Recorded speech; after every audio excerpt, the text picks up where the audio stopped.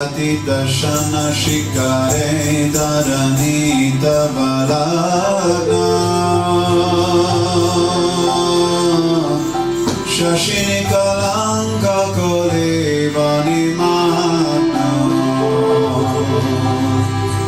केशवदेता शुकर रूपा जय जगदीश हरे। दशावतार सीरीज के दूसरे दिन आप सभी भक्तों का हार्दिक स्वागत है। आज हम भगवान श्री कृष्ण के द्वितीय अवतार जो 10 अवतारों में से मुख्य हैं, वराह अवतार, उनके बारे में चर्चा करेंगे, उनकी कथाएं सुनेंगे। तो आज की कथा थोड़ी लंबी होगी, मैं कोशिश करूंगा 8:30 तक कंप्लीट करने की। 5-10 मिनट आगे पीछे हो सकता है। तो जैसा कि पिछले सेशन में हम सब ने डिस्कस किया था कि केवल यही एक कल्प नहीं है जिसमें भगवान के अवतार होते हैं। भगवान के अवतार हर मनवंतर में होते हैं, हर युग में होते हैं, बार बार होते हैं और अनंत बार हो चुके हैं और अनंत बार होंगे। तो शास्त्रों में वराह अवतार की जो कथा है, तो 2 वराह अवतार की कथा है और श्रीमद् भागवतम में दोनों को थोड़ा सा मिक्स कर दिया है मैत्रेय ऋषि ने। होता है, हम कुछ कथा करते हैं या कोई बात बताते हैं तो उससे जुड़ी कोई बात साथ में ही बता देते हैं। तो वैसे ही मैत्रेय ऋषि श्रीमद् भागवतम में विदुर जी को वराह अवतार की कथा सुनाते हैं। तो वहां पर दोनों मनवंतर, स्वयंभू मनु मनवंतर और चाक्षुष मनु का जो मनवंतर है, ब्रह्मा जी के एक दिन में 14 मनवंतर होते हैं। तो स्वयंभू मनु जब उनका शासन था, उस मनवंतर में भी भगवान वराह प्रकट हुए और उस मनवंतर में भी भगवान राम आए, कृष्ण आए। और फिर जो चाक्षुष मनु है, उनके भी कार्यकाल में भगवान वराह प्रकट हुए। तो जो स्वयंभू मनु के समय जो भगवान वराह प्रकट हुए, वे श्वेत वराह कहलाते हैं और चाक्षुष मनु के समय जो वराह प्रकट हुए, वे रक्त वराह कहलाते हैं। और श्वेत वराह और रक्त वराह दोनों वराह देव का मंदिर आपको मथुरा में प्राप्त होगा। आदि वराह मंदिर, आदि वराह मंदिर कौन सा है? जो है श्वेत वराह, वो आदि वराह है। और दोनों अवतार में भगवान ने पृथ्वी का उद्धार किया, लेकिन एक वराह अवतार में जो कि चाक्षुष मनु के समय का है, उसमें उन्होंने हिरण्यकश्यपु के जो छोटे भाई है हिरण्याक्ष, उनका वध भी किया। तो ये दोनों कथाएं आज हम एक साथ सुनेंगे, उन कथाओं को समझने का प्रयास करेंगे और उन कथाओं द्वारा आनंद प्राप्त करेंगे। तो ब्रह्मा जी, थोड़ा सा टेक्निकल समझिए कि ब्रह्मा जी सोकर उठते हैं। जब ब्रह्मा जी सोते हैं तो सब सो जाते हैं, यानी पूरी सृष्टि में प्रलय आ जाता है। फिर ब्रह्मा जी जगते हैं और सृष्टि का निर्माण प्रारंभ करते हैं। और फिर पूरे दिन में 14 मनु, स्वयंभू मनु, चाक्षुष मनु, ऐसे 14 मनु आते हैं। तो ब्रह्मा जी जब सोकर उठे, सृष्टि का कार्य प्रारंभ किया उन्होंने, तो फिर उन्होंने, उस समय स्वयंभू मनु का समय चल रहा था, तो स्वयंभू मनु को उन्होंने आदेश दिया कि आप प्रजा का निर्माण कीजिए। पृथ्वी पूरी खाली थी, पूरे लोग खाली थे, तो उन्होंने उनको आदेश दिया कि आप प्रजा का निर्माण कीजिए और उसके पश्चात जो है सृष्टि का कार्य प्रारंभ होगा।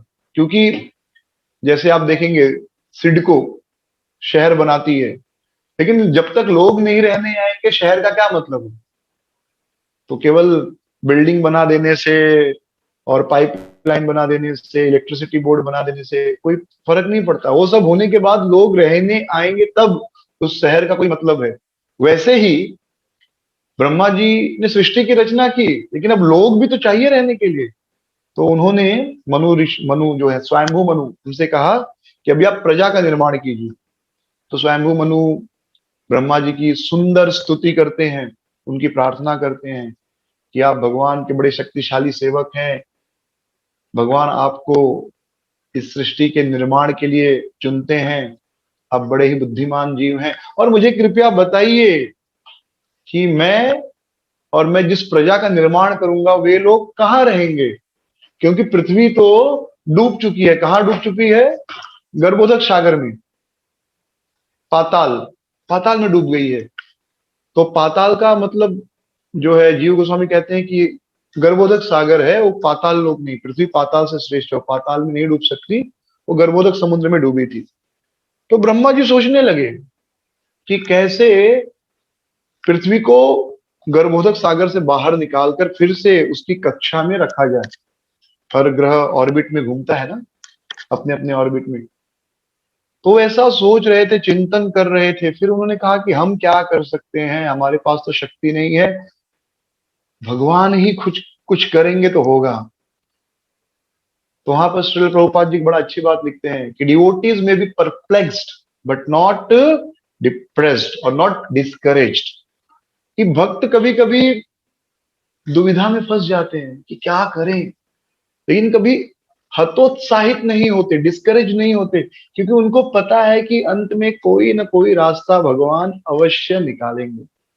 सो devotees may be discourage, may be perplexed but not discouraged. तो ब्रह्मा जी ने भी कहा कि हमारे हाथ में तो कोई ताकत नहीं है, भगवान कोई रास्ता निकालेंगे। और वे ऐसा सोच ही रहे थे कि उनके नाक से एक बहुत छोटा थंब, थंब जो अपना राइट हैंड का थंब है, अंगूठे का ऊपर का हिस्सा, जो नाखून है इतना हिस्से, उतना छोटा एक जीव निकला। और वह जीव कौन था? वह जीव था एक सुअर के रूप में। और जब वो निकला नाक से तो बहुत जोर से आवाज किया, और निकलते वक्त उसका आकार कितना था? एक छोटे से जीव जितना, एक छोटे से अंगूठे के थंब जितना, इतना ही छोटा सा था। नाक से आया बाहर। किसके नाक से? ब्रह्मा जी के। लेकिन बाहर आते ही बहुत बड़ा हो गया, उसका आकार बहुत बढ़ गया, इतना बढ़ गया जैसे लग रहा है कि बहुत बड़ा हाथी हो, विशाल काय हाथी। और खूब जोर से गर्जना की उसने। तो उसकी गर्जना सुनकर सब कांप गए, जैसे पर्वत गरजते हों। ऐसा श्रीमद् भागवतम में वर्णन है कि पर्वत जैसे गरजते हों, ऐसे गरज रहा था वह जीव।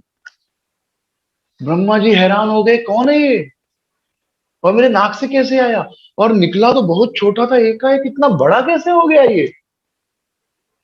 ब्रह्मा जी इस प्रकार विचार कर रहे थे, और देखते ही देखते वह सुअर, सूकर या वराह बहुत ही विशाल काय हो गया, और दिखने में भी सुंदर। आंखें ऐसे चमक रही थी, उसकी पूछ पूछ हिला रहा था, और रोए जो थे एकदम खड़े थे, एकदम बहुत कठोर रोए। जो आपने ऐसे सूकर देखे होंगे, बोर सुअर को, उसके बाल बहुत कड़क होते हैं और लंबे लंबे होते हैं, लंबे में ऐसे कड़क, एकदम जैसे सुई हो, धस जाए। तो सभी अलग अलग लोकों के जो निवासी हैं, जनलोक, तपलोक, महरलोक, वे सब विचार करने लगे, और सबने यही कहा कि हो न हो, ये परम पवित्र पूर्ण पुरुषोत्तम भगवान श्री कृष्ण हैं, भगवान विष्णु हैं, जो धरती के उद्धार के लिए वराह के रूप में प्रकट हुए हैं। इस प्रकार वे सब आपस में चर्चा कर रहे थे, और फिर भगवान ने बड़े जोर से गर्जना की। और जब भगवान वराह ने गर्जना की, तो सारे ऋषि मुनि वैदिक मंत्रों द्वारा उनकी स्तुति करने लगे, उनकी प्रशंसा करने लगे, पुरुष सूक्त द्वारा भगवान का गुणगान करने लगे। और वराह देव को यज्ञ वराह भी कहा जाता है। यज्ञ वराह यानी ये जो यज्ञ की विधि है, ये वराह देव से प्रकट हुई। भगवान वराह देव के जो रोए हैं बाल, उससे कुशाघास प्रकट हुई, आंखों से घी प्रकट हुआ, जो यज्ञ के लिए आवश्यक है। भगवान का मुख यज्ञ की अग्नि के समान था। और यज्ञ करते वक्त आप देखेंगे आखिरी में पूर्णाहुति दी जाती है, तो दो सुरवा होते हैं, एक के ऊपर एक रख के ऐसे आहुति दी जाती है घी की। वो भगवान का मुख और चरण कमल से प्रकट हुए वो दोनों। जभी भगवान के शरीर से प्रकट हुआ, तिल भगवान के शरीर से प्रकट हुआ। तो यज्ञ, इसलिए वराहदेव को यज्ञ वराह भी कहा जाता है। यज्ञ की जो विधि है वह वराहदेव से प्रकट हुई। फिर सारे देवता, ऋषि मुनि, ब्रह्मा जी जब भगवान की स्तुति कर रहे थे, तो भगवान बहुत तेजी से ऊपर उछले, और पृथ्वी रसातल में गई थी, तो पृथ्वी को भी लाना था ना। तो भगवान बड़े तेजी से समुद्र की ओर कूदे, और समुद्र में कूदते वक्त अपनी पूंछ को हिला रहे थे, अपने पैरों को ऐसे हिला रहे थे और चेहरे से मुस्कुरा रहे थे। उनकी आंखें बड़ी सुंदर लग रही थी। और इस प्रकार भगवान वराहदेव बड़े तेजी से समुद्र में प्रवेश किए, गर्भोदक सागर में।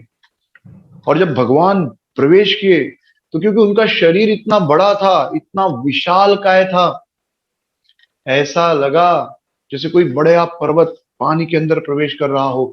तो जब किसी भारी वस्तु को हम पानी में डालते तो क्या होता है, पानी दो भागों में, वह स्थान खाली होता है, दो भागों में पानी बढ़ जाता है थोड़े समय के लिए। तो समुद्र दो टुकड़े में विभाजित हो गया, और इतनी जोर से आवाज आई मानो वह समुद्र प्रार्थना कर रहा हो कि मुझे टुकड़ों में मत बांटो, मुझे मत काटो। इतना विशाल वराहदेव का शरीर था। और फिर वराहदेव अंदर प्रवेश करते जा रहे हैं, करते जा रहे हैं, और प्रवेश करते करते वो एकदम अंदर समुद्र के प्रवेश किए, उसका जो आखिरी किनारा वह प्राप्त किए। यद्यपि भागवतम में कहा गया है कि उस समुद्र का कोई और छोर नहीं था, it was a limitless ocean, लेकिन भगवान ने उसका लिमिट प्राप्त कर लिया। और वहां पर समुद्र में पृथ्वी पड़ी हुई थी, सृष्टि के समय जैसी थी। भगवान वराहदेव ने अपने नथुनों पे अपना, आप देखेंगे सुअर का मुख थोड़ा आगे निकला होता है। तो यद्यपि भगवान दिव्य हैं तो उन्होंने पृथ्वी को कैसे ढूंढा, सूंघते सूंघते। आप देखेंगे सुअर सूंघते रहता है, तो भगवान सूंघते सूंघते पृथ्वी को रसातल में पकड़े, रसातल में गए और अपने नथुनों पर रखा उन्होंने, और ऊपर लेकर आए। तो जो ऐसे दो दांत भी निकले होते, राइट, आपने सूकर को, बोर को देखा होगा। तो वह पृथ्वी के ऊपर दो दांत ऐसे लग रहे थे जैसे चंद्रमा पर दो कलंक लगे हों। तो जयदेव गोस्वामी बड़ा सुंदर वर्णन करते हैं, वसति दसन शिखरे धरणा तव लग्ना शशनि कलंक कलेव निमग्ना केशवद्वीता सुकर रूप जय जगदीश हरे, जय जगदीश हरे,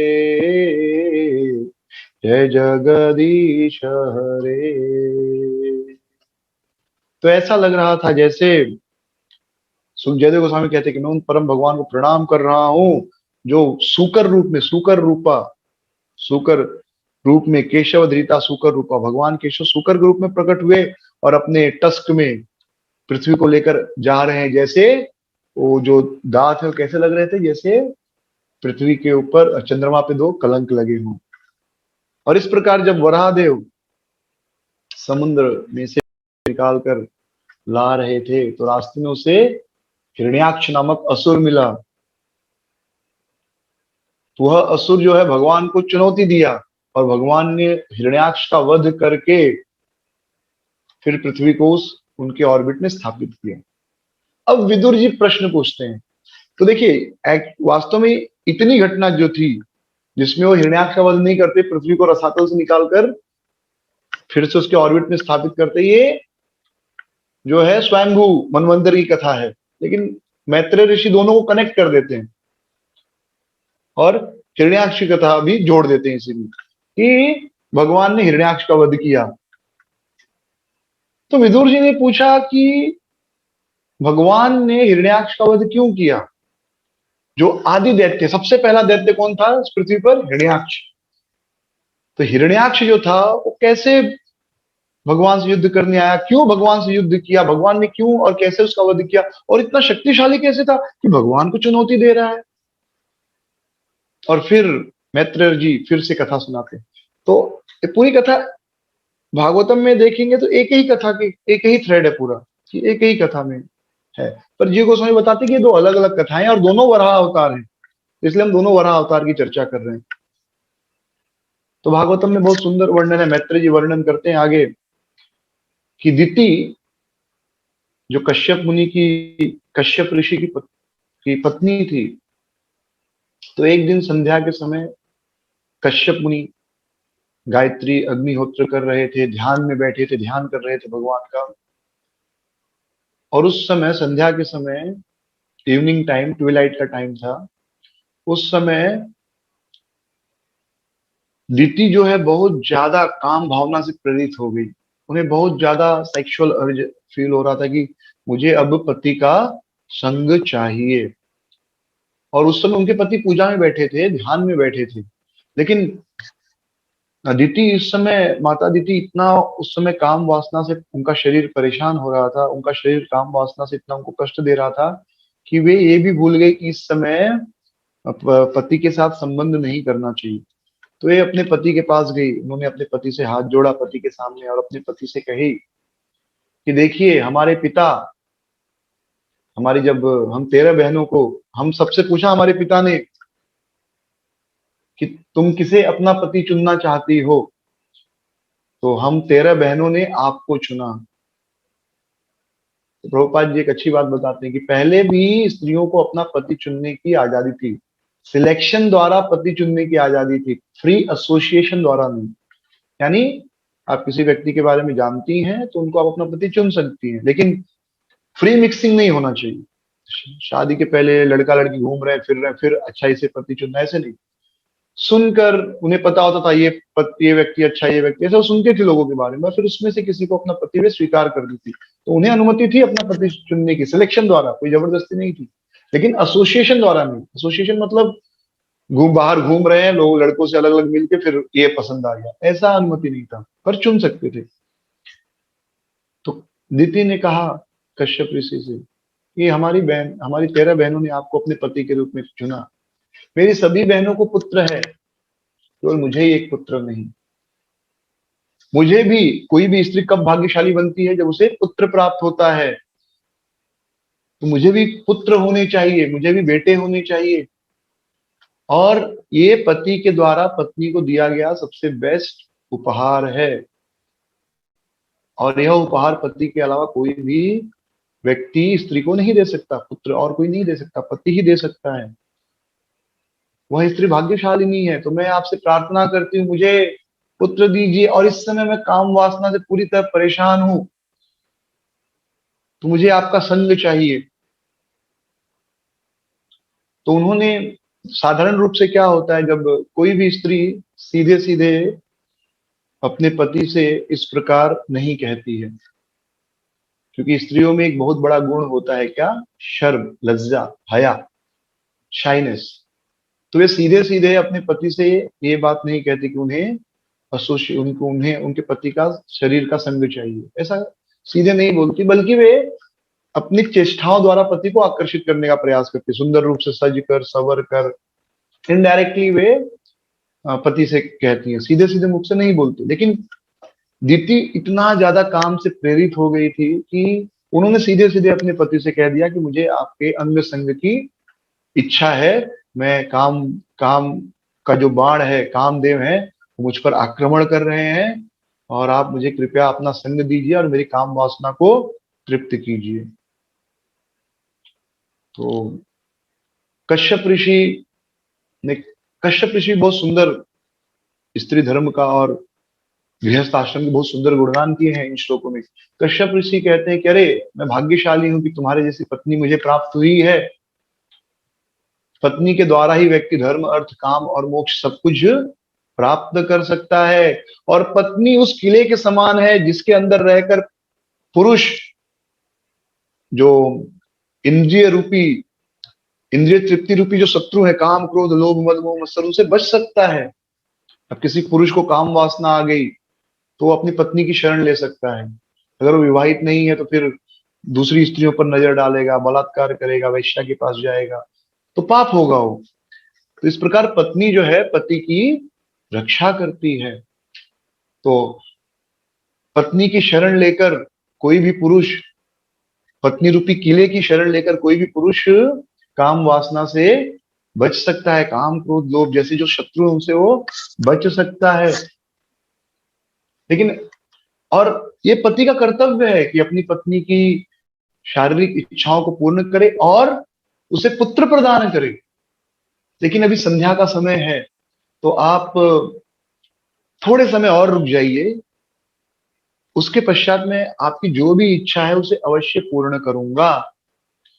इस समय शिव जी जो मेरे भाई लगते हैं और आपकी बहन के पति भी हैं, वे इस समय अपने अनुचरों के साथ घूमते हैं, भूतों के साथ घूमते हैं, भूत प्रेतों को लेकर शाम को घूमते हैं।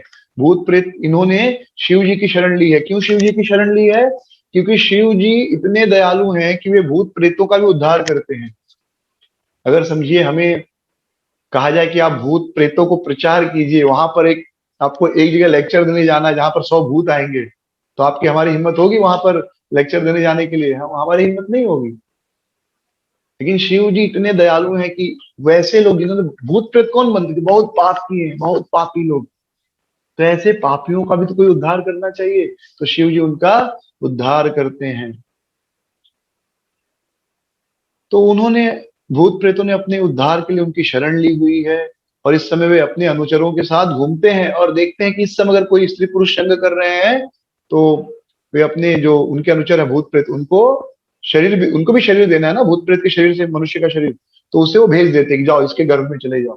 तो इस समय जो हमारे बच्चे होंगे, अगर इस समय गर्भ होगा तो वे अच्छे नहीं होंगे, तो आप थोड़े देर रुक जाओ। लेकिन जब व्यक्ति के मस्तिष्क में काम प्रवेश कर जाता है तो उस समय उसे कोई भी सलाह नहीं सुहाती। भगवान कहते हैं ना, ध्यायतो विषयान पुंसाम संगस्तेषु उपजायते संगात संजायते कामः कामः क्रोध उपजायते। तो काम, ध्यान करते रहते काम उत्पन्न हो गया, एक बार काम उत्पन्न हो गया तो फिर या तो क्रोध में या लोभ में वो प्रकट होगा ही होगा। काम को नियंत्रित करना लगभग असंभव है, इतना प्रबल होता है काम। तो दीति ने क्या किया, वो कश्यप ऋषि ध्यान में बैठे थे और वो बात करके फिर ध्यान में बैठ गए, तो ये उनकी धोती खींचने लगी, नहीं चलो चलो चलो। अंत में कश्यप ऋषि ने इसे भगवान की इच्छा समझकर, कि शायद भगवान की यही इच्छा है, अन्यथा ये स्त्री जो एक अच्छी घर में जन्म ली है, अच्छे संस्कार पाई है, ये कैसे इतनी बेशर्म हो सकती है। तो वे गए और एक कोने में अपनी पत्नी के साथ लेट गए। उसके पश्चात फिर जब कश्यप मुनि उठे, फिर उन्होंने स्नान किया, गायत्री की, संध्या वंदन किया, और उन्होंने कहा कि दीति आपने बहुत गलत कार्य किया, बहुत गलत समय पे यह कार्य किया है, आपकी जो संतानें होंगी वो अच्छी नहीं होंगी। तो दीति ने प्रार्थना की कि मुनिवर, शिव जी तो मेरे बहन के पति लगते हैं, वे, उनसे आप प्रार्थना कीजिए कि वे मेरे जो गर्भ है उनकी उनकी हत्या ना करें, उनको मारे नहीं, उनकी रक्षा करें। मैं उनकी माँ हूं, मैं कैसे उनको मरते हुए देख सकती हूँ। तो कश्यप ऋषि ने कहा कि देखो, गलत समय पे गर्भ हुआ है, दो महान भयंकर राक्षस तुम्हारे गर्भ में प्रवेश कर रहे हैं, वो तुम्हारे गर्भ में उन्होंने शरण ली है, और उनके वजह से पूरे विश्व में यहाँ तक कि देवता भी कष्ट प्राप्त करेंगे, उन्हें भी कष्ट होगा, वो भी दुखी होंगे, और अंत में परम भगवान उनका वध करेंगे। तो जब दिति ने यह सुना कि परम भगवान उनका वध करेंगे, तो वह बड़ी खुश हो गई कि चलो, क्योंकि भगवान अगर मारते हैं, कृष्ण मारे, कृष्ण प्रेम करे, दोनों समान है। भगवान एब्सोल्यूट है ना, भगवान एब्सोल्यूट ट्रुथ है, परम सत्य है, तो उनका मारना, उनका प्रेम करना, दोनों लगभग सेम है, कोई अंतर नहीं। मारेंगे उसको भी मुक्ति मिल जाती है। तो दिति ने कहा कि आपने जो यह खबर दी, मुझे बहुत खुशी हुई कि मेरे बच्चों को भगवान वध करेंगे। अच्छा है, उनका वध कोई ब्राह्मण नहीं करेंगे, क्योंकि ब्राह्मण वध करते तो उनको फिर ब्राह्मणों का श्राप लगता, उनका वे वध करते तो फिर उनका बहुत अधोगति होती, क्योंकि ब्राह्मणों का क्रोध बहुत खतरनाक होता है। तो भगवान मारेंगे तो सदगति होगी, लेकिन अगर ब्राह्मण श्राप देते तो फिर बहुत भयानक होगा। हाँ, क्योंकि ब्राह्मण भगवान के भक्त हैं, तो ब्राह्मणों का श्राप बहुत नुकसान पहुंचा सकता है।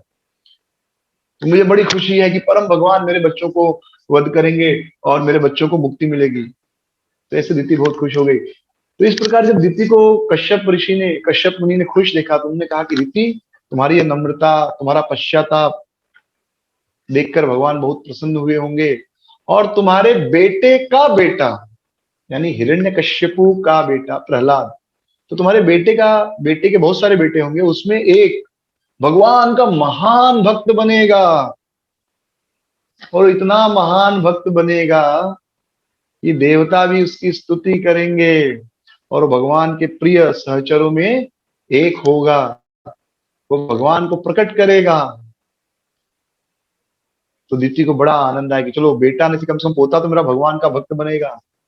तो भगवान का, विष्णु का भक्त बनना है बहुत बड़ा सौभाग्य है। अगर हमारे परिवार में कोई भगवान कृष्ण का भक्त बनता है, कृष्ण भावनामृत आंदोलन में आता है, तो यह हमारा बहुत बड़ा सौभाग्य है।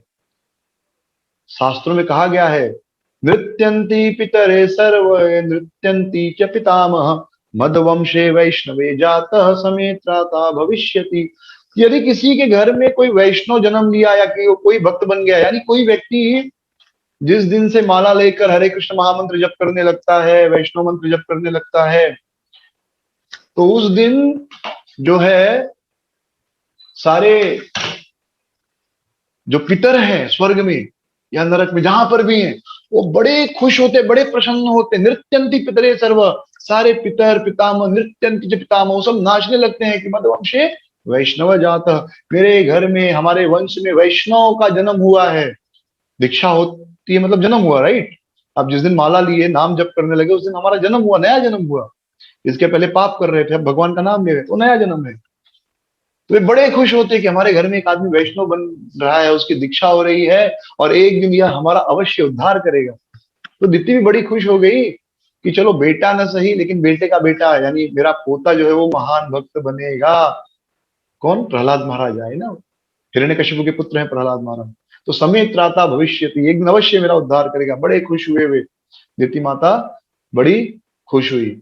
और इस प्रकार माता दीति जो है, कश्यप ऋषि की पत्नी दीति माता, उन्हें, उनके गर्भ में 2 पुत्र प्रवेश कर चुके थे, 2 पुत्र बढ़ रहे थे।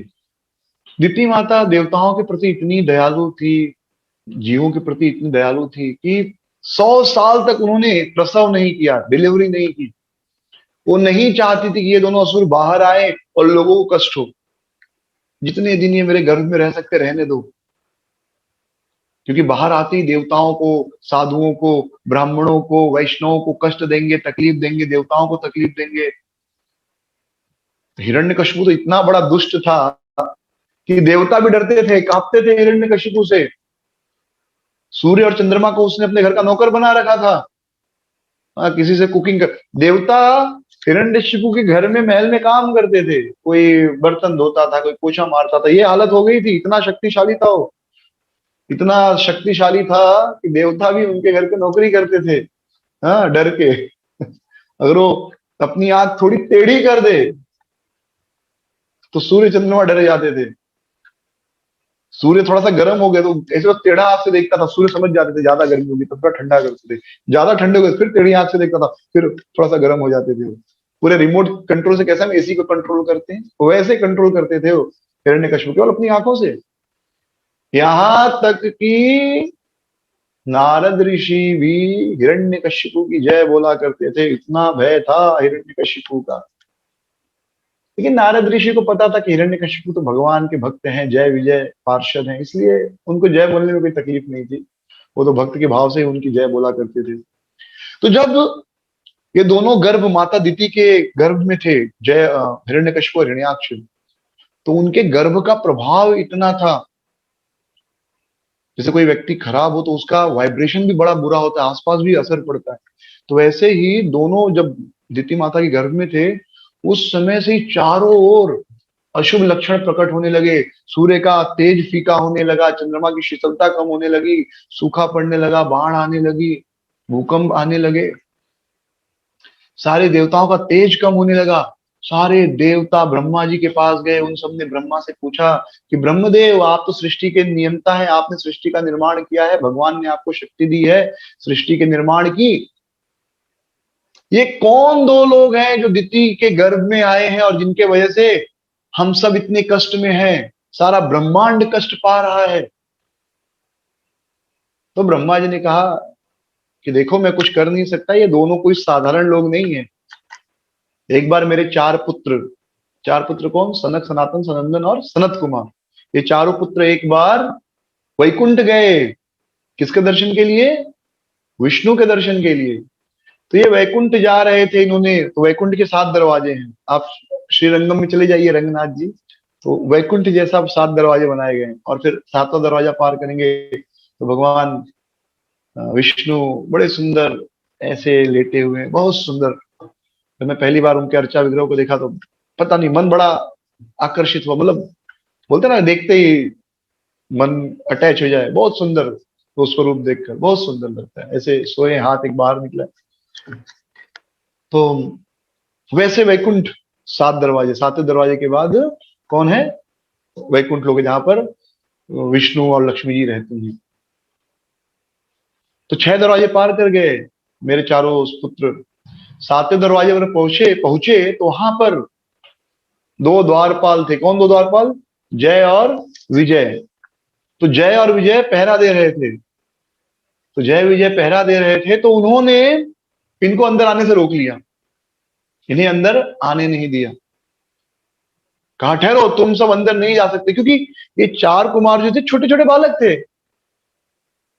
छोटे छोटे बालक, 5 साल से ज्यादा उम्र नहीं है इनकी, मतलब उम्र इनकी है तो सबसे पहले भगवान के ब्रह्मा जी ने सबसे पहले इनको ही पैदा किया है। 4 कुमार, सनक, सनातन, सनंदन और सनत कुमार। लेकिन दिखते कितने बालक, नंगे घूमते हैं, इनके पास पहनने के लिए कुछ नहीं है, इनके पास पहनने के लिए एक ही कपड़ा है, हवा। यानी हवा द्वारा इनका शरीर जो है ढका हुआ है। दिगंबर कहते हैं, पीताम्बर या दिगंबर, दिगंबर बोलते हैं। दिक यानी आकाश से इनका शरीर ढका हुआ है, यानी नग्न घूमते। और बच्चा नग्न घूमे तो कोई उसमें शर्म की बात नहीं। और ये जो चारों कुमार थे, ऐसे तो ऋषि हैं, तो इनके मन में बड़ी तीव्र इच्छा थी। क्या तीव्र इच्छा? कि हम जाएंगे वैकुंठ, और वैकुंठ के स्वामी विष्णु के दर्शन करेंगे, माता लक्ष्मी उनके चरण दबा रही होंगी, कितना सुंदर दृश्य होगा।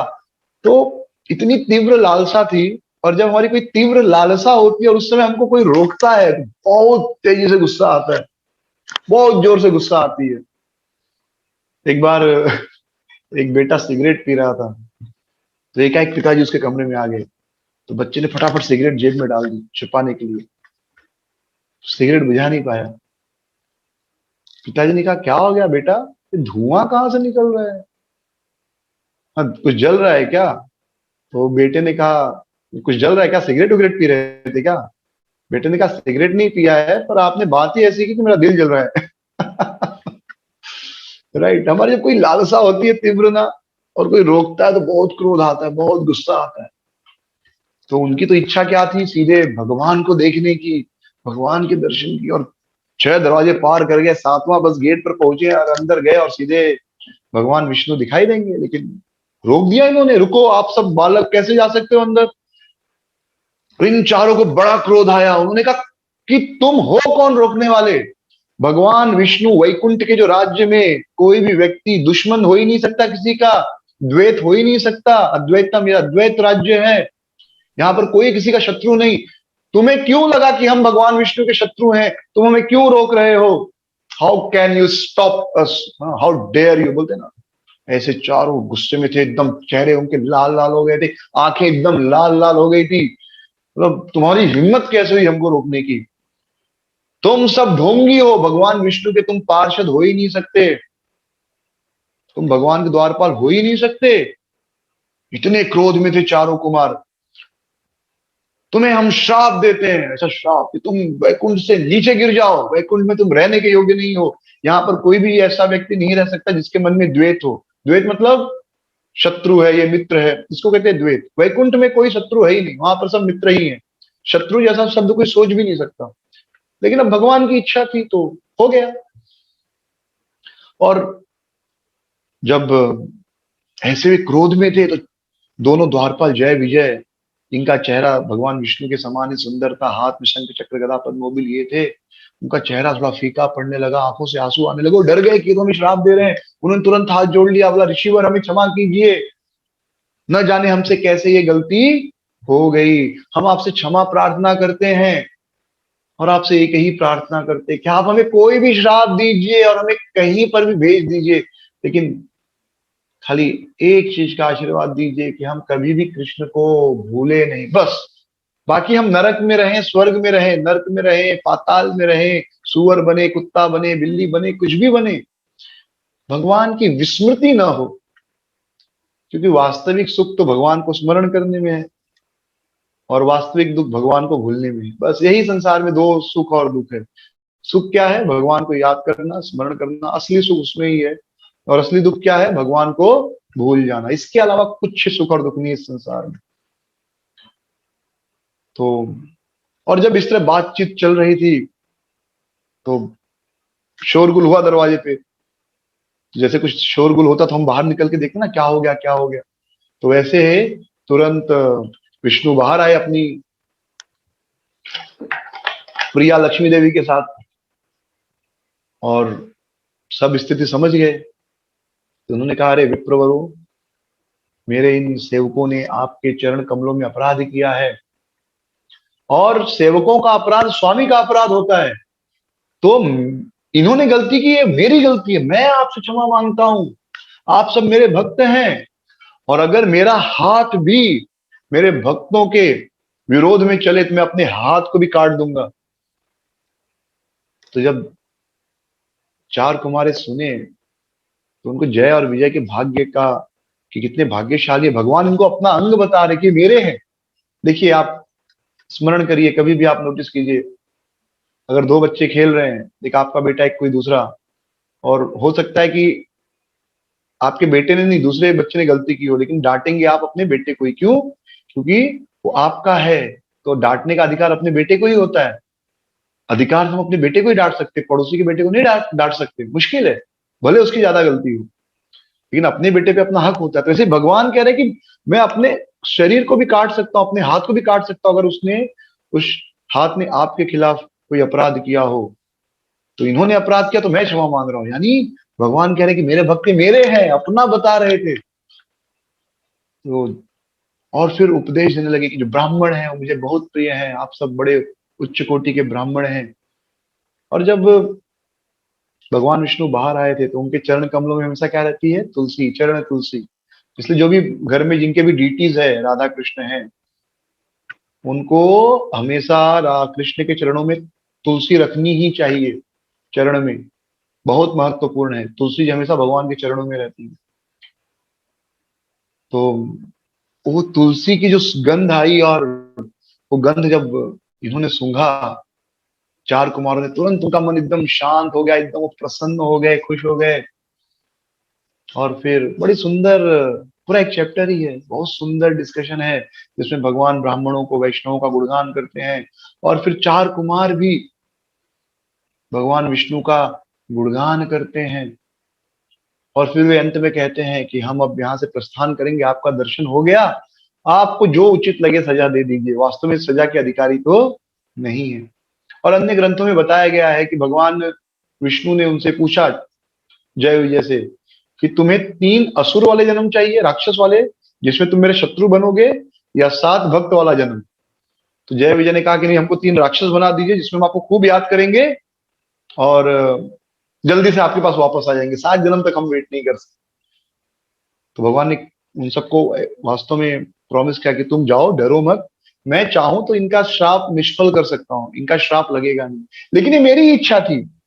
और मुझे लक्ष्मी जी ने पहले बता दिया था कि ऐसा होने वाला है, क्योंकि एक बार जब लक्ष्मी जी बाहर गई थी और मैं अंदर सो रहा था, तो जब लक्ष्मी जी वापस आई तो आप दोनों ने उनको दरवाजे पर रोक दिया। तो लक्ष्मी जी नाराज हो गई और उन्होंने आपको श्राप दे दिया कि आप मुझे रोक रहे हो, आपको वैकुंठ छोड़ना पड़ेगा। हाँ, अब घर घर के मालिक से झगड़ा कर लो चलेगा, कभी मालकिन से झगड़ा नहीं करना चाहिए।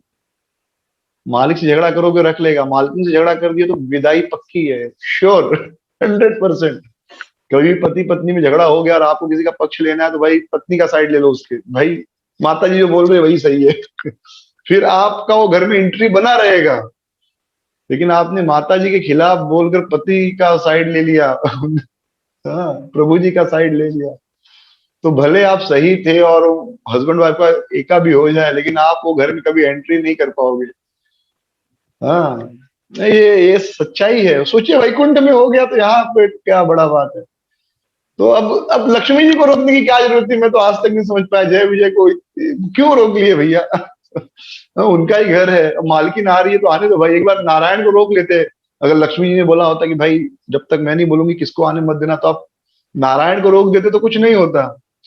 लेकिन नारायण ने भले बोला हो कि जब तक मैं नहीं बोलूं किसी को मत आने दो, लेकिन लक्ष्मी जी आए तो नारायण जी की भी उनके सामने चलती नहीं है, कृष्ण राधा रानी के सामने कृष्ण की नहीं चलती है। तो इसलिए भक्त लोग चतुर होते हैं, भक्त लोग क्या करते हैं, हमेशा भगवान की शक्ति की शरण लेते हैं, राधा रानी की शरण लेते हैं, लक्ष्मी देवी की शरण लेते हैं। क्योंकि इनके साथ रहेंगे तो ठीक है, फिर नारायण कुछ नहीं कर पाएंगे। तो ये तो लक्ष्मी की इच्छा थी।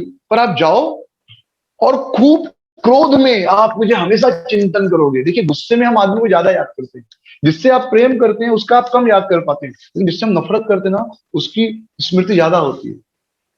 आप प्रैक्टिकली अनुभव किया होगा, अगर हम किसी से द्वेष करते हैं, किसी से नफरत करते हैं, तो उस व्यक्ति के बारे में हम 24 घंटा सोचते हैं, और बहुत इंटेंस सोचते हैं, बहुत तीव्रता से। और जिससे प्रेम करते हैं सोचते हैं उसके बारे में, लेकिन फिर अलग काम में भूल जाते हैं। लेकिन नफरत जिससे करते हैं उसके तो उसके बारे में तो भूलना असंभव है। इसलिए आप देखेंगे, प्रेम निभाना बहुत कम लोग प्रेम निभाते हैं, लेकिन दुश्मनी बहुत लोग निभाते हैं। शास्त्र पढ़ेंगे तो बहुत से लोगों ने दुश्मनी निभाई है। हाँ, जैसे द्रोणाचार्य ने दुश्मनी निभाई, द्रोणाचार्य के जो राजा थे द्रुपद मित्र, उन्होंने दुश्मनी निभाई, भीम ने दुश्मनी निभाई। तो दुश्मनी सब निभाते हैं। मित्रता निभाना थोड़ा मुश्किल होता है, दुश्मनी में बहुत इंटेंस होता है, तीव्र होता है दुश्मनी। तो आप तीव्रता से मुझे याद करोगे तो वही जय विजय स्वर्ग से पतन होकर जो है इनके गर्भ में, दिति के गर्भ में प्रवेश किए हैं। तो मैं कुछ नहीं कर सकता, ये ब्रह्मा जी बता रहे थे देवताओं को, तो मैं कुछ नहीं कर सकता। समय आने पर स्वयं भगवान इनका वध करेंगे, आप सब अपने अपने लोकों को जाओ, मुझसे ये काम होने वाला नहीं है। ऐसे ब्रह्मा जी ने कह के सबको लौटा दिया। और माता दिति कितना समय, 100 साल तक तो रखी जय विजय को अपने गर्भ में। उसके पश्चात उन्होंने जो है डिलीवर किया दोनों बच्चों को, जय विजय को। तो जो पहले गर्भ से बाहर आया उसका नाम पड़ा हिरण्याक्ष। और जो पहले कंसीव हुआ था, यानी एक्चुअली बच्चे का जन्म माना जाता है एक विधि के अनुसार कि जब वीर्य माता स्त्री के गर्भ में प्रवेश करता है, और रज और वीर्य मिलता है, ओवम और एग, सीमेन, तो उसी समय उसका जन्म माना जाता है एक्चुअली, क्योंकि उसी समय आत्मा उसके अंदर प्रवेश करता है। तो एक्चुअली वही जन्म हुआ उसका, भौतिक शरीर तभी स्वीकार किया। तो पहले जिसने स्वीकार किया उसका नाम पड़ा हिरण्यकश्यपु। और जो पहले आया, तो पहले हिरण्यकश्यपु अंदर हुआ, उसके बाद हिरण्याक्ष बना। तो हिरण्याक्ष पहले बाहर आएगा, सीधी सी बात है, और फिर हिरण्यकश्यपु बाहर आएगा। और जो बाद में पहले पैदा हुआ वो बना हिरण्याक्ष।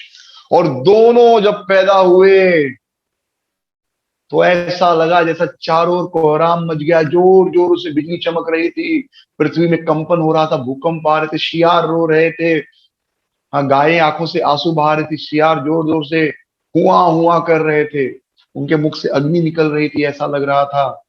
मंदिर में जो देवी देवताओं की मूर्तियां हैं, ऐसा लग रहा था कि वो रो रहे हैं, जोर जोरों से हवा चल रही थी, और चारों ओर दुख का भय का माहौल था, मानो प्रलय आने वाला हो। इतना भयानक, इतना खतरनाक। और ये दोनों बालक पैदा होते ही बड़े तेजी से बढ़ने लगे, और इनका शरीर स्टील फ्रेम, स्टील यानी चमड़ी का शरीर नहीं था, ऐसा लग रहा था जैसे पीतल का बना हो, स्टील का बना हो, इतना मजबूत लोहे का शरीर, बड़े बड़े बाल, तांबे की जैसी आंखें। और ये दोनों भाई जो है पूरे विश्व पर राज्य करने लगे।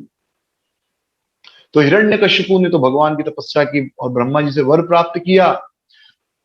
और जो उसका छोटा भाई था हिरण्याक्ष, वो अपनी बड़ी गदा लेकर पागलों की तरह घूमता था, और सब जगह जाकर कहता था, माओ मुझसे युद्ध करो। अब ताकत है तो कहीं तो दिखाना पड़ेगा, नहीं तो ताकत का फायदा क्या है। जैसे कोई आदमी खूब पढ़ाई करता है लेकिन उसको पढ़ाने का मौका नहीं मिले, तो फिर बेचारे को अंदर बड़ा तकलीफ होता है, यार कोई तो सुनो मेरी बात। या जैसे जो लोग कविता लिखते हैं, तो कविता लिखने वाले कविता लिखते हैं लेकिन लोग सुनना पसंद नहीं करते, तो बेचारा परेशान होता है। जहां मौका मिले कविता सुनाने की वो कोशिश करता है कि नहीं। एक बार एक कवि सम्मेलन हो रहा था, तो एक कवि कविताएं सुनाए जा रहे हैं, और बड़ी बोरिंग कविताएं, सब बहुत परेशान हो रहे थे। तो एक आदमी हाथ में चप्पल लेकर इधर उधर ढूंढ रहा था, श्रोतागण। तो एक दूसरा व्यक्ति आया, इसने पूछा, भाई साहब ये चप्पल लेकर क्यों घूम रहे हैं आप? वो उनको मारने वाले हैं क्या जो कविता सुना रहे? बोले नहीं नहीं, उसको नहीं मारूंगा।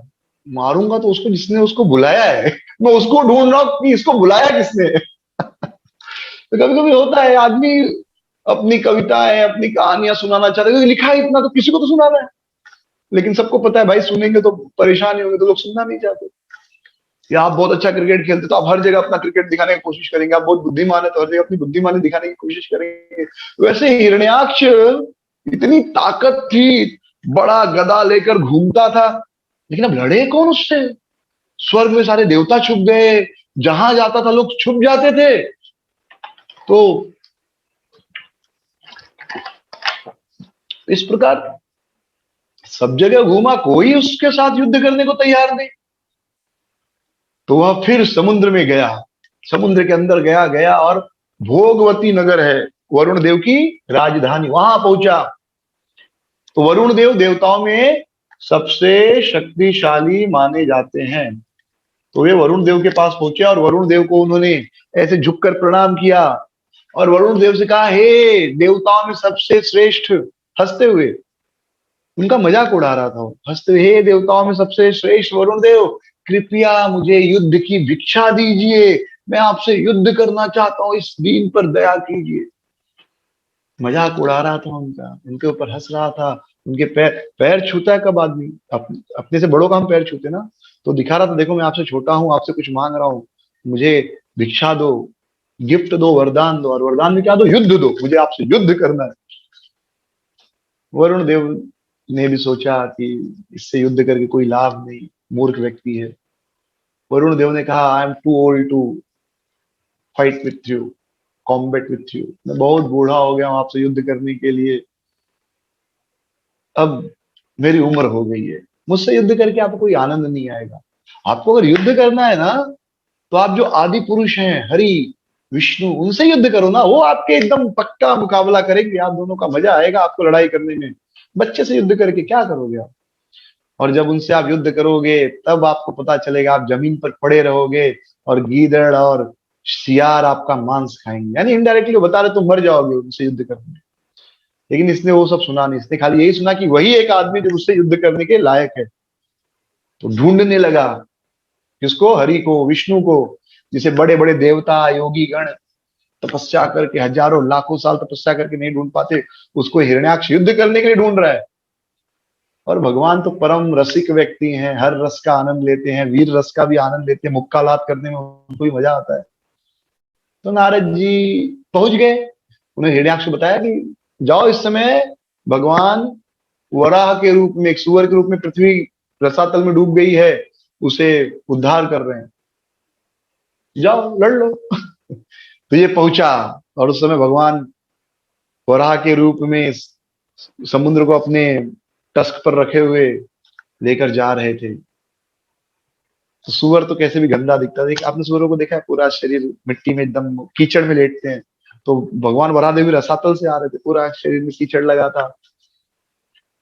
तो हिरण्याक्ष ने कहा, ओह एम, कितना घृणित है, ऑब्निनोक्सियस, ऑब्नोक्सियस, कितना घृणित है, कितना घृणित जल का प्राणी है, हाँ, कितना गंदा। और फिर कहा, तुम वनचर हो, जंगल में रहने वाले, और तुम ये पृथ्वी को कैसे लेके जा सकते हो?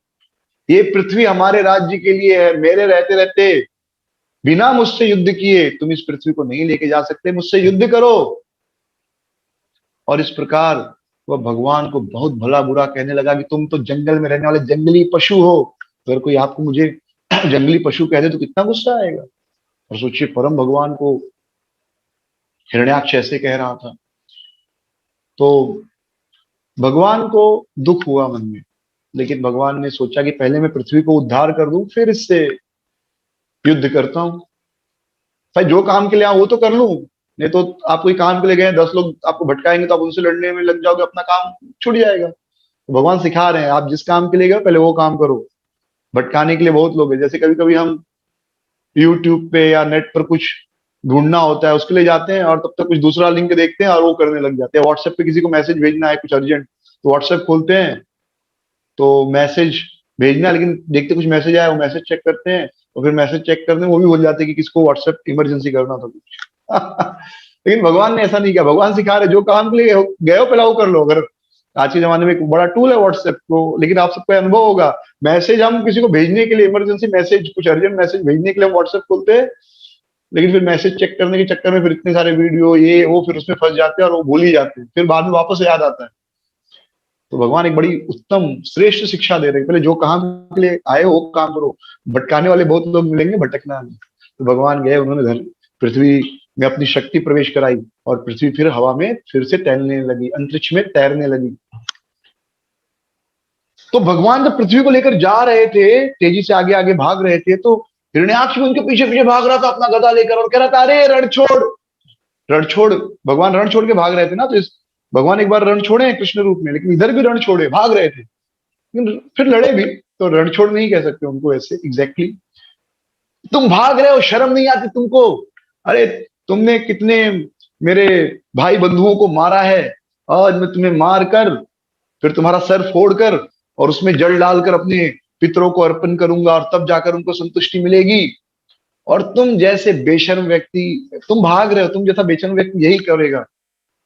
हाँ, तुम तो कोई अच्छे तो आदमी हो नहीं, छुप छुप कर मारते हो लोगों को, तुमसे अपेक्षा भी क्या कर सकता हूँ। सोचिए कितना बुरा बुरा बोल रहा था वो, लेकिन भगवान पहले अपना काम किए, पहले पृथ्वी को स्थापित कर दिए, फिर भगवान सामने खड़े हुए और बोले कि सच कहा है तुमने, मैं वंचर हूं, मैं जंगल में रहने वाला हूं। तो एक अर्थ देते हैं, एक तो बड़ा बुरा अर्थ जंगली, लेकिन एक और अच्छा अर्थ देते हैं आचार्यगण। वंचर का मतलब यमुना तीरा वनचारी, कृष्ण क्या वनचारी है ना, जंगल में घूमते रहते हैं गोपियों के साथ, सखाओं के साथ। तो एक तो एक्चुअली ये स्तुति कर रहा था। फिर हिरण्याक्ष ने कहा तुम अज्ञ हो, मूर्ख, गधे हो।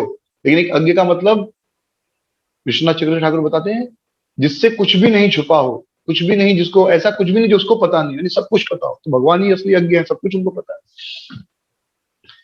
तो भगवान ने कहा सही है, मैं वंचर हूँ, जंगली हूँ, और मैं जंगल में तुम जैसे कुत्तों का शिकार करने के लिए घूमता हूँ। एकदम फिल्मी डायलॉग मारा भगवान ने वहां पर। हाँ, कुत्ते में तेरा खून पी जाऊंगा, ये भागवतम से ही लिया होगा, जिसने भी लिखा होगा, राइट।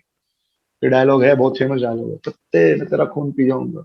तो ये भागवतम से ऑलमोस्ट सेम डायलॉग भगवान वराहदेव मार रहे हैं कि मैं तुम जैसे कुत्तों का शिकार करने के लिए वन में घूम रहा हूँ, और सच कहा तुमने, मैं तो बहुत डरपोक हूं, और तुम मेरा वध करोगे तो खड़े रहो और वध करो। हाँ हाँ, मेरा वध करो, मुझे मारो। और तुम जैसे व्यक्ति, श्रेष्ठ व्यक्ति, जो बात कहते हैं उससे पीछे नहीं हटते, तो मुझे पूरा विश्वास है तुम मुझे मुझसे युद्ध करोगे और मुझे युद्ध में पराजित करोगे। तो ये जब इस प्रकार टॉन्ट मार रहे थे, टॉन्ट मार रहे थे ना, तो इस प्रकार जब टॉन्ट मार रहे थे तो हिरण्याक्ष को बहुत क्रोध आया, और हिरण्याक्ष ने अपनी गदा उठाई और बहुत जोर से मारा। और भगवान, लेकिन भगवान को भी युद्ध करने में मजा आता है। भगवान, ये तो बॉलिंग होता है ना, डॉच किया, जैसे बॉलिंग में बॉलर बाउंसर फेंकता है तो बैट्समैन क्या करता है, बैठ जाता है। जैसे भगवान थोड़ा साइड में हो गए और उसका वार विफल हो गया। फिर वरादेव भी है, उनके हाथ में भी गदा थी, उन्होंने भी मारा हिरण्याक्ष को। तो हिरण्याक्ष भी, वो भी एक्सपर्ट था भाई, भगवान का ही है ना, भगवान का ही चेला है, जय विजय वैकुंठवासी है, तो भगवान ही तो गुरु है, तो शिष्य में गुरु का गुण तो रहेगा ही। वो भी ऐसे साइड में हट गया, भगवान का वार भी विफल हो गया। फिर दोनों में युद्ध प्रारंभ हो गया, और दोनों एक दूसरे के ऊपर गदा से वार करने लगे, और वार हो एक दूसरे को आक्रमण कर रहे थे। तो हिरण्याक्ष के शरीर से भी खून निकल रहा था, और भगवान वामन देव के, वराहदेव के शरीर से भी खून निकलने लगा। और खून, कहते युद्ध के मैदान में योद्धा जितना खून को देखता है अपने शरीर से निकलते हुए, और सामने वाले के शरीर पे जब, या तो खुद के शरीर से खून निकले तो भी उसको बहुत जोश आता है, या जो सामने वाला व्यक्ति है उसके शरीर से खून निकले तो भी उसको बड़ा जोश आता है। तो दोनों के अंदर बड़ा जोश आ रहा था युद्ध करने का, और दोनों एक दूसरे पर ले मुक्का ले लात, मतलब गदे से लड़ रहे थे पहले। फिर गदा से युद्ध करते करते करते करते एकाएक क्या हुआ, हिरण्याक्ष की गदा गिर गई। तो भगवान रुक गए। फिर हिरण्याक्ष ने अपनी गदा उठाई और बड़े क्रोध से भगवान के ऊपर वार किया, वराहदेव के ऊपर। वराहदेव की गदा भी गिर गई। तो हिरण्याक्ष ने आक्रमण नहीं किया, हिरण्याक्ष ने कहा उठाओ उठाओ। तो भगवान को बड़ा अच्छा लगा कि भाई धर्म का पालन तो कर रहा है, नियम तो पालन कर रहा है।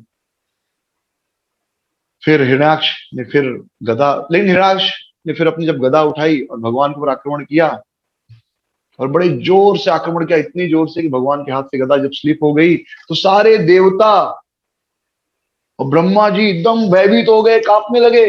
ये क्या होगा? ब्रह्मा जी आकर प्रार्थना करने लगे, भगवान इसके साथ खेलिए मत, अभी संध्या का समय आ जाएगा थोड़े समय में, और संध्या के समय तो ये असुर और शक्तिशाली हो जाते हैं, ये आपको बड़ा परेशान करेंगे, फिर बहुत मुश्किल हो जाएगी। आप तो इसे एक झटके में मार सकते हैं, ये सर्प के समान है, सर्प से ज्यादा खेलना नहीं चाहिए, कब काट ले पता नहीं चलता। तो प्रार्थना है भगवान इसे जल्दी जल्दी इसका वध कीजिए। तो भगवान हिरण्य वराह देव ने अपना सुदर्शन प्रकट किया और हिरण्याक्ष ने गदा से जोर से आक्रमण किया, तो हिरण्याक्ष, भगवान ने अपना सुदर्शन चक्र छोड़ा और हिरण्याक्ष गदा गिरा दिया। फिर भगवान ने कहा उठाओ उठाओ, लेकिन हिरण्याक्ष को बड़ी शर्म आ रही थी, नहीं उठाऊंगा। फिर उसने अपना त्रिशूल लिया और त्रिशूल से भगवान के ऊपर आक्रमण किया। तो त्रिशूल से जब आक्रमण किया तो भगवान के सुदर्शन चक्र ने त्रिशूल को भी कट कर दिया, टुकड़े टुकड़े कर दिए। इसके बाद हिरण्याक्ष अपनी माया फैलाने लगा। सोचिए, मायापति को अपनी माया दिखा रहा है। तो हिरण्याक्ष की माया ऐसी प्रकट हुई कि एकाएक आकाश में अंधेरा छा गया, कहीं कुछ दिखाई नहीं दे रहा है। फिर आकाश से खून की बारिश होने लगी, पस मवाद ये सब की बारिश होने लगी, हड्डियां बरसने लगी। सारे देवता डर गए कि लगता है प्रलय का समय आ गया है। और फिर राक्षसियां, नंगी राक्षस, एकदम कुरूप, चेहरा एकदम भद्दा, कोई कपड़ा पहने नहीं, एकदम कितनी गंदी लग रही थी, बड़े बड़े बाल, वो सब नाच रही हैं। और इस प्रकार वो अपनी माया से वराहदेव को भ्रमित करना चाहता था, मायापति को भ्रमित करना चाहता था। लेकिन भगवान विष्णु, भगवान वराहदेव ने बस अपना प्रभाव दिखाया और सारी माया अदृश्य हो गई और फिर सब नॉर्मल हो गया। फिर हिरण्याक्ष को बहुत गुस्सा आया, बहुत क्रोध में था वो, और उसने सोचा कि अब मैं इस वराह को ऐसे जोर से पकड़ लूंगा, दबा के मार दूंगा। एकदम आंखें लाल लाल हो गई थी उसकी, एकदम क्रोध में था वो। और वो गया और उसने भगवान वराहदेव को ऐसे पकड़ लिया, गले लगा के जोर से पकड़ के दबाना का प्रयास किया। और जब वो वराहदेव को दबाने का प्रयास कर रहा था तो क्या देखता है, वराहदेव बाहर है।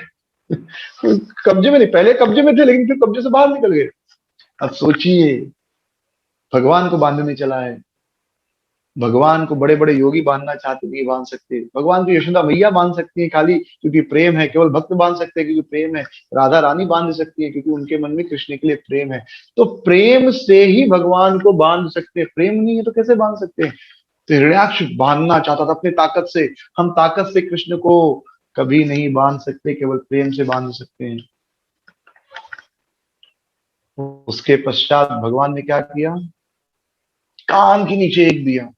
ये जो बम्बई में कहावत है ना, सुना, कान के नीचे एक दूंगा, ठीक रूट ऑफ द ईयर, यानी ये जगह एक जोर से दिया और हिरण्याक्ष तुरंत मृत्यु को प्राप्त हो गया, मर गया हिरण्याक्ष। और जब हिरण्याक्ष मर गया तो सारे देवता प्रसन्न होकर भगवान की स्तुति करने लगे।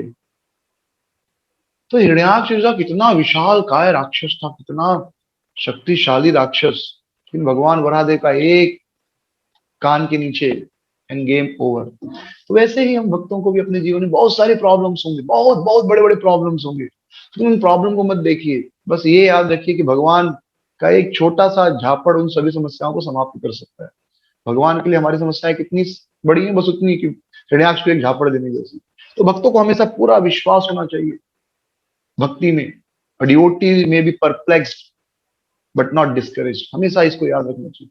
तो हमेशा विश्वास आएगा, जीवन में बहुत तकलीफें आएंगी, हमेशा भगवान पर विश्वास होना चाहिए कि जैसे हिरण्याक्ष को भगवान ने एक झापड़ से वध कर दिया, इसके पहले भगवान खेल रहे थे, वैसे ही हमारी समस्या आए तो भगवान भी थोड़ा खिलाते हैं हमको। लेकिन विश्वास रखना चाहिए, अंतिम में जीत हमारी होगी क्योंकि भगवान हमारे साथ है। Don't tell your God how big your problems are, tell problems how big our God is, our Krishna is.